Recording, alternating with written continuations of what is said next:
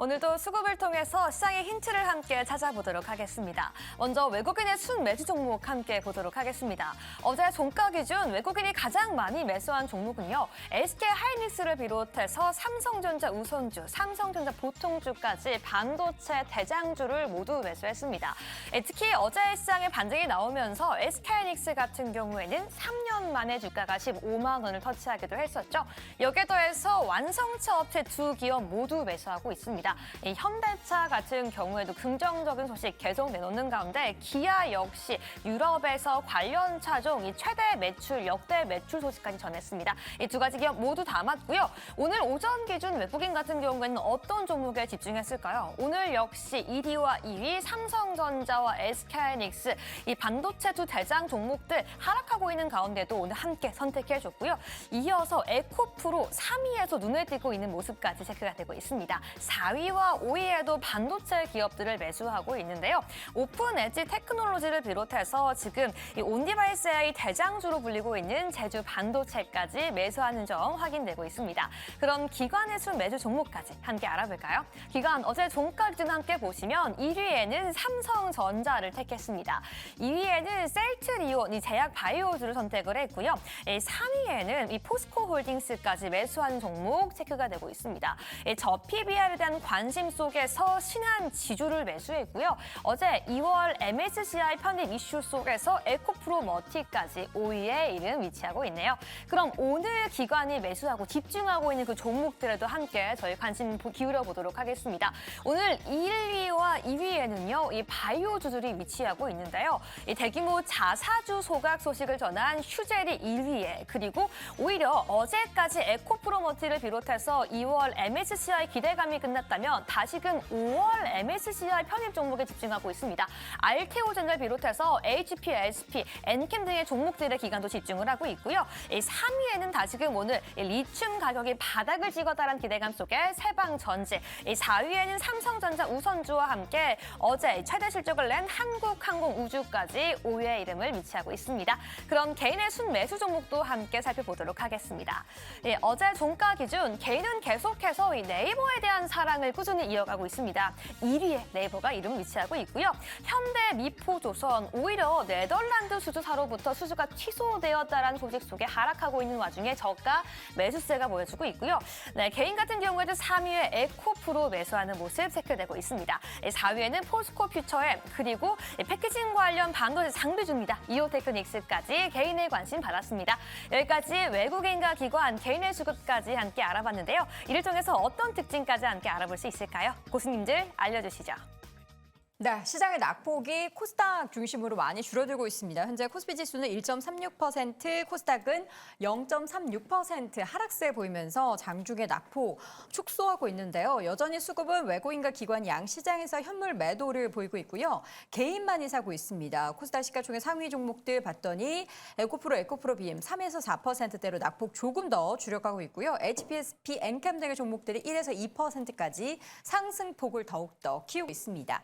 자, 오늘 수급 특징 뭐가 있을까요? 일단 시장이 변하면은 그러니까 하락할 때는 보면 항상 개인만 사는 것 같아요, 임순재 교수님. 네, 그렇죠. 개인만 사는 경향들이 좀 많죠. 네. 오늘 같은 경우도 지금 대형주 중심으로는 조금 하락을 하고 있고 중소형주 중심으로 좀 상승을 보이면서 그런 이제 모양새가 좀 강해졌다라고 보시면 될 것 같습니다. 네. 지금 코스피 같은 경우 전 업종이 지금 하락을 하고 있는데 비해서 코스닥 같은 경우는 지금 상승하는 업종이 좀 많아졌습니다. 여전히 하락 종목 수가 이제 800개로 상승 650개보다는 좀 많은 그런 상황인데 일단은 저 업종별로 본다라고 하면 반도체 부품 관련 종목들이 좀 강한 그런 흐름세를 이어가고 있고요. 화학 업종 같은 경우도 중소형주로 강한 그런 모습을 보이고 있습니다. 그리고 웹툰을 비롯한 이제 방송 서비스 관련된 쪽도 지금 좀 상대적으로 강한 이제 흐름세를 보이고 있다라고 보시면 되는데요. 그만큼 이제 시장 전체적으로 아직까지 이제 미국 시장이 조정을 받았기 때문에 국내 시장도 대형주 중심으로 조금 조정을 받고 있는데 비해서 테마가 살아있는 그런 이제 개별 종목 중심으로 매수세가 지금 들어오고 있는 거 아닌가라는 생각을 해보고 있습니다. 네, 그러면 이제 개별 종목들을 하나하나 좀 꼽아보면서 이야기를 좀 더 나눠보겠습니다. 김대중 교수님은 네, 좀 전에 자세하게 에코프로 고르셨어요? 설명드렸지만 네. 2차전지 업종에 대한 투자를 해야 된다는 측면이고요. 네. 우리가 이제 개인 투자자가 주식 수익률이 안 좋다라고들 많이 얘기를 하시죠. 절대 아닙니다. 개인 투자자 수익률은 워낙 좋고요. 좋으신 것 같아요. 저희가 설 특집 때 그 종목 상담 프로그램을 진행을 했는데 네. 담당 PD와 제가 생각한 게 네. 우리만 돈을 못 벌고 있었구나. 우리 개인 투자자분도 정말 투자 잘하시는구나. 이런 잘하십니다. 생각을 했습니다. 다만 매매 시점에 대한 판단이 약간 다릅니다. 개인 투자자들은 시장이 오르내림의 횡보 구간에서 매매를 잘하십니다. 네. 빠질 때 사서 오를 때 팔고 이런 과정에서의 흐름이 정확하게 근데 반대로 해야 된다고 말씀하시잖아요. 반대로 해야 되는데 주가의 상황에서 그 흐름이 다릅니다. 기관 투자자들은 언제 매수를 하느냐? 주가의 터닝 포인트, 주가가 전환하는 시점에서 기관은 주로 매수를 공격적으로 하거든요. 네. 외국인 투자자들은 슈팅이 나올 때 가세를 합니다. 그래서 수익률 측면에서는 어떤 집단이 수익률이 좋다라고 판단할 수는 없지만 주가가 등락의 과정, 그러니까 빠질 때 사는 측면에서의 접근을 해본다라면 최근 1월에 주가가 빠질 때 개인 투자가 공격적으로 매수를 했죠. 네. 2월에 주가가 오를 때 매도를 했습니다. 차익 실현했겠죠. 그쵸. 기관 투자자는 추세가 바뀔 때 매수를 하는 형태의 진입이 많습니다. 네. 그래서 개인 투자자가 무조건 수익률이 낮다라는 측면에서 해석은 잘못된 해석이라고 보고 있고요. 그런 맥락에서 볼 때는 최근에 2차전지 업종에 대한 개인 투자 선호도 그리고 외국인 투자자들도 바닥권에서 조금 사고 있다는 측면 관심을 가져야 된다는 측면에서의 네. 말씀을 드립니다. 알겠습니다. 자, 이어서 이재규 교수님. 네.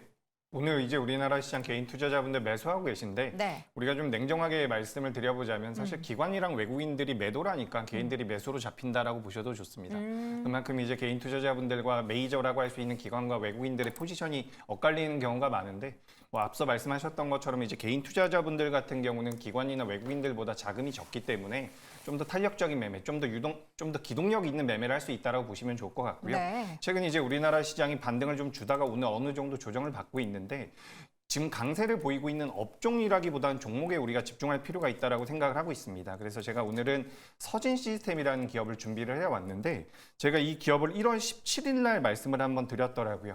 그래서 1월 17일 날 말씀을 드리기를 시장에선 이 서진 시스템이라는 기업을 5G 관련주로서 통신 장비주로서 많이 알고 있습니다. 근데 이 회사 같은 경우는 그 5G 장비의 함체를 만드는 회사예요. 그러니까 함체 이제 겉에 있는 것을 만드는 알루미늄과 관련되어 있는 회사인데 네. 이 회사가 이제 ESS라고 해서 전력 저장 장치를 만들기 시작을 했습니다. 그래서 그 부분이 실제로 매출에 굉장히 잘 잡히고 있는 부분이고 이런 내용들이 이제 시장에서 부각이 되면서 최근에 주가 흐름이 굉장히 좋은데 제 생각에는 추가 상승의 여력이 많이 남아 있다라고 보고 있습니다. 그래서 이건 이제 시장에선 5G 관련주로 알려져 있지만 다른 메리트가 있는 기업이다라는 말씀을 드리면서 이제 5G 관련되어 있는 부분들도 시장에서 한번 재부각이 될 가능성이 높다라고 보니까 만약에 이제 좀 중소형주를 선호하신다라고 한다면 이제 5G 관련 주들도 좀 체크해 보시면 도움이 될 것 같습니다. 어제 이제 실적 발표하고 나서 오늘은 보니까 432억 규모의 에너지 저장자재 ESS 공급 계약을 체결을 했다라는 소식 전해지면서 어제 11%, 오늘 또 3%인데 이렇게 좀 기세가 있는 그런 기업 서진 시스템을 수급 특징주로 꼽아주셨고요. 태보고수. 저 같은 경우에는 오늘은 일단 SK 하이닉스를 말씀을 드릴 건데 하이닉스 말씀드리기 전에 일단 어제 그 CPI가 나오고 난 뒤에 급등한 게 우리나라 원달러 환율도 급등을 했습니다. 1,340원까지 올라갔고 와. 지금 장이 열린 이후에는 1,337원으로 조금 워낙 강세로 돌아서는 모습, 그러니까 1,340원은 아니다. 네. 이런 움직임이 나오고 있는데 여기서 엔화도 같은 방향성을 보이고 있습니다. 그런데 엔화 같은 경우에는 이제 작년 11월이었죠. 작년 10월, 11월에 엔화가 우리 이제 155엔 간다라는 얘기가 나오고 그래서 엔화 이제는 뭐 제로금리를 풀어야 되지 않냐 얘기가 나올 때 그때 엔화 최고점이 어디였냐 그러면은 그때가 151.937. 엔이었습니다. 그거 기억해요?